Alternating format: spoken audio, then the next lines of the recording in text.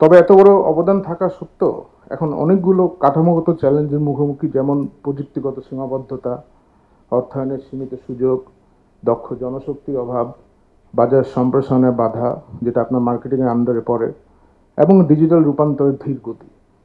তো এগুলাও, তার মধ্যে আবার আমরা স্বল্পোন্নত দেশের মর্যাদা থেকে উত্তরণের পথে, অথচ আমরা এগুলি কিছুই সমাধান করিনি।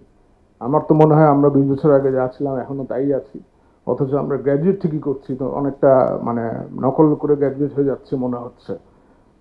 তো বিশেষ করে আন্তর্জাতিক বাজারে আমাদের পণ্যের উপর শুল্কমুক্ত সুবিধা অনেক ক্ষেত্রে হ্রাস পাবে, এবং মেধাস্বত্ব আইন, অ্যান্টি ডাম্পিং নীতিমালা, প্রযুক্তি ট্রান্সফারের সীমাবদ্ধতা ইত্যাদি নতুন ধরনের নীতি নির্ভর বাধা তৈরি হবে।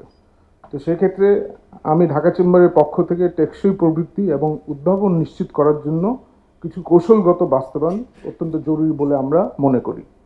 তার প্রথমটি হচ্ছে আর্থিক প্রতিষ্ঠানগুলোর মাধ্যমে সহজ শর্তে ঋণ প্রাপ্তি ও নতুন অর্থায়ন একটা মডেল গড়ে তোলা, উদ্যোক্তাদের প্রযুক্তিগত জ্ঞান ও দক্ষতা বৃদ্ধির জন্য প্রচুর পরিমাণে প্রশিক্ষণ এবং ইনকিউবেশন সাপোর্ট চালু করা, রপ্তানিমুখী পণ্যের বাজার বিশ্লেষণ এবং প্রবেশাধিকার বৃদ্ধির জন্য নীতিগত সহায়তা ও প্রণোদনা নিশ্চিত করা, ডিজিটাল প্ল্যাটফর্মে সিএমএসএমইদের সংযুক্ত করতে ই কমার্স, ডিজিটাল মার্কেটিং ও আইসিটি অবকাঠামোতে বিনিয়োগ বাড়ানো, আন্তর্জাতিক বাণিজ্যের নতুন চ্যালেঞ্জ মোকাবেলায় মেধাস্বত্ব বিষয়ে উদ্যোক্তাদের প্রশিক্ষণ, নীতিমালা সহজীকরণ এবং আইনি সহায়তা নিশ্চিত করা, অ্যান্টি ডাম্পিং এবং টেকনিক্যাল ব্যারিয়ার সংক্রান্ত সচেতনতা বৃদ্ধির পাশাপাশি সরকারের পক্ষ থেকে আন্তর্জাতিক আইনি সুরক্ষা কাঠামো গড়ে তোলা, এলডিসি উত্তর বাজার প্রবেশে পণ্যের গুণমান ও সার্টিফিকেশন স্ট্যান্ডার্ড উন্নয়নে কারিগরি সহায়তা এবং এক্সপোর্ট রেডিনেস প্রোগ্রাম চালু করা।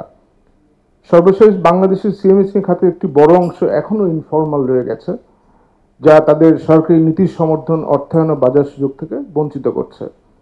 এই খাতকে কমপ্লায়েন্স ও ফর্মালাইজেশন আওতায় আনতে কঠোর নিয়ন্ত্রক কাঠামোর পরিবর্তে ধাপে ধাপে সক্ষমতা বাড়ানো ও উদ্বুদ্ধকরণমূলক কৌশলগত আনা খুবই জরুরি।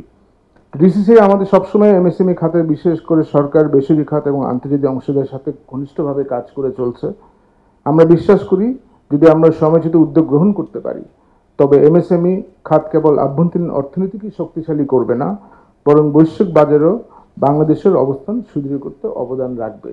আমরা যদি ইপিবির ওয়েবসাইটে যাই, আপনারা দেখবেন বাংলাদেশে কিন্তু প্রচুর জিনিস রপ্তানি হয়। এমন কিছু কিছু আইটেম আছে যেটা মানে চিন্তাও করিনি মনে হয়, যেমন মাছের কাটা, হাড্ডি, চুল, মানে, এবং আমি এরকম বায়ারও পেয়েছি যে বাংলাদেশে আসে বছরের 6 মাসে একবার এসে চুল টুল কিনে নিয়ে চলে যায়।